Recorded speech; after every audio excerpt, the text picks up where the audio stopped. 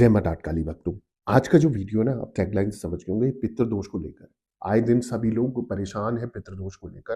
कुछ भी समझ नहीं आता, क्यों परेशानी हो रही है, क्या कारण है? तो कुंडली दिखाते हैं तो कोई बोल देता है पंडित जी कि पितृदोष है। कहीं बताते हैं, दिखाते हैं चौकी दरबार में तो बोल देते हैं पितृदोष है।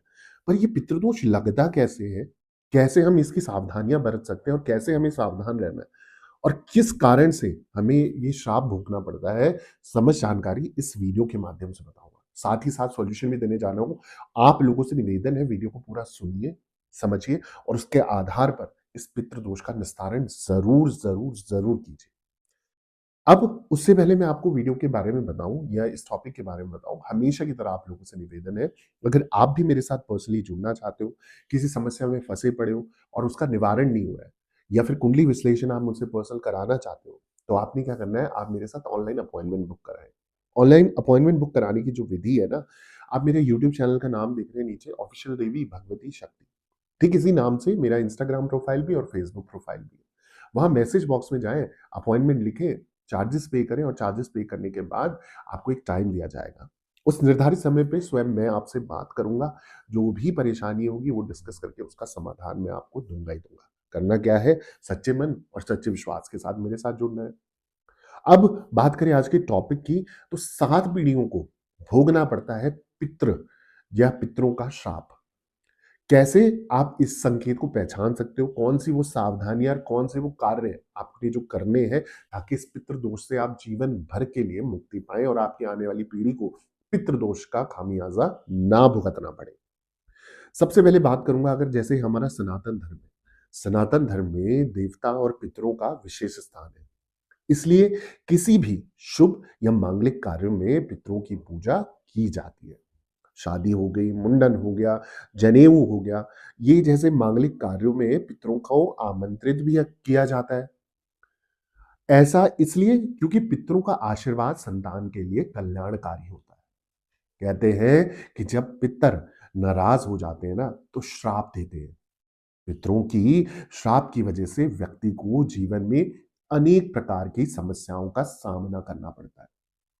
मान्यता यह भी है कि पितरों का श्राप 7 पीढ़ियों तक चलता ही चलता है।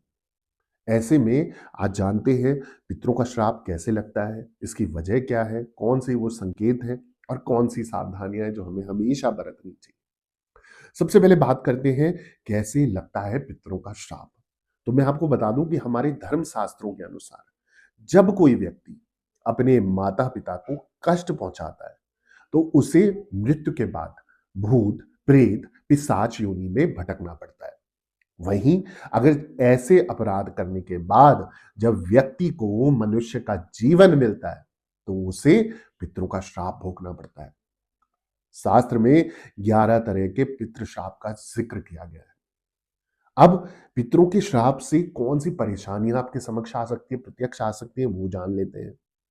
अगर मैं बात करूं कि पितरों के श्राप देने के बाद आपको क्या-क्या परेशानियां, क्या-क्या खामियाजा आपकी पीढ़ी और आपके परिवार को भुगतना पड़ता है, तो सबसे पहला जो आप पहचान सकते हो कि हाँ, ये सिर्फ और सिर्फ पितृदोष के कारण है, वो है संतान नहीं होना। शास्त्रों के अनुसार जो व्यक्ति पितृ श्राप से पीड़ित होता है, उस संतान सुख प्राप्त नहीं होता है। मान्यताओं के अनुसार पितर श्राप देते हैं, जो व्यक्ति उनको तृप्त नहीं कर पाता या तृप्त नहीं कर सका, उसे संतान की क्या जरूरत है। यही वजह है कि वंश वृद्धि नहीं होती। दूसरा जो संकेत है वो बताता है कि धन का अभाव होना।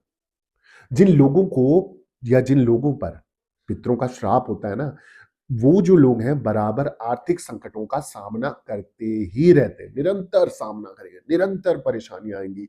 ऐसे लोगों के पास धन और सुख समृद्धि की कमी होने लग जाएगी। इसके अलावा ऐसे लोगों का जीवन धन के अभाव में ही गुजरता है और कहीं ना कहीं कर्जे ले लेकर गृहस्थी उनकी चलती है और हर दिन पैसों को लेकर चिंतित रहते हैं। दूसरा जो संकेत है, दूसरी जो श्राप की निशानी है, वो कहती है कि आपके घर की बरकत ही रुक जाती है।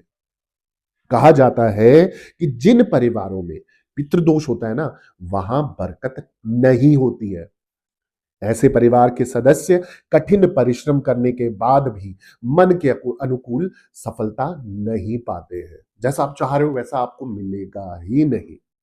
पितृदोष की वजह से हर प्रकार के कार्यों में बाधा उत्पन्न होती है और बनते हुए काम बिल्कुल बिगड़ जाते हैं। यानी कि आपको पता है कि 99% गारंटी थी, 99% गारंटी थी कि ये कार्य होना ही होना था। 1% आपका जैसे ही समय आया और आपको पता लगा ये तो कार्य हुआ ही नहीं।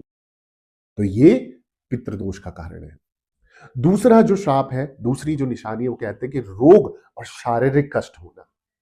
कहते हैं जिन जातकों से पितर नाराज होते हैं ना, उनके परिवार का कोई ना कोई सदस्य परमानेंट हमेशा बीमार पड़ा रहता है।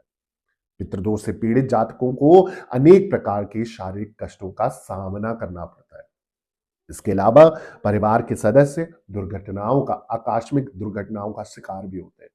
जो अगला संकेत आपको बताने जा रहा हूँ, ये तो हर किसी, कोई बोलेगा कि हंसी आने की, हर किसी घर में पितृदोष है, पर कहीं ना कहीं ये एक संकेत जरूर है, निशानी जरूर है। जब घर में रोज कलेश मचा होता है, बिना चिक चिक के, बिना लड़ाई झगड़े के, बिना मारपीट के घर में दिन निकलता ही नहीं है। पितरों के नाराज होने और उनके श्राप की वजह से घर में अशांति मचती है, लड़ाई झगड़े होते हैं, सदस्यों के बीच, अपनों के बीच, अपने माता पिता, अपने भाई बहनों के बीच ही मनमुटाव हो जाता है। एक दूसरे के प्रति एक द्वेष का भाव प्रकट हो जाता है।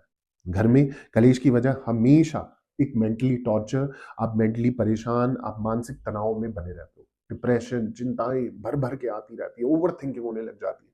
कहीं ना कहीं पितृदोष का कारण है। कैसे छुटकारा पाना है, अब आप ही पूछोगे।